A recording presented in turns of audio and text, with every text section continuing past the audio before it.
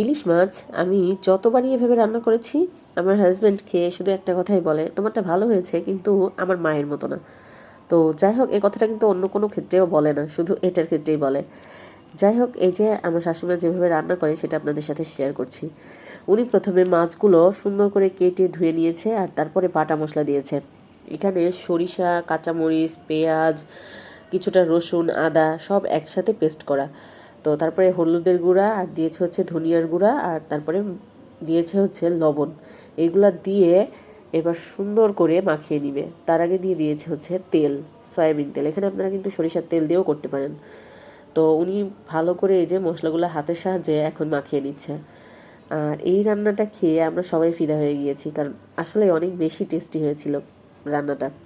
বলতেই হবে যে আসলে শাশুড়ি মায়ের হাতে জাদু আছে। তো যাই হোক, এখন এই যে সুন্দর করে মাখিয়ে নিল। মাখিয়ে নেওয়ার পরে এর মধ্যে দিয়ে দিবে হচ্ছে পরিমাণ মতো পানি। তো আপনারা কিন্তু অবশ্যই এইভাবে একবার খেয়ে দেখবেন, রান্নাটা কিন্তু আসলেই অনেক বেশি মজা হয়। তো এখন এই যে যেই গ্রাইন্ডারে হচ্ছে এটা পেস্ট করা হয়েছিল সেইটা ধুয়ে এর মধ্যে পানি দিয়ে দিল আর হাত দিয়ে আরও একটু সুন্দর করে মাখিয়ে দিল। এখন ঢাকনা দিয়ে ঢেকে কিছু সময় রান্না করে নামিয়ে নিয়েছিল।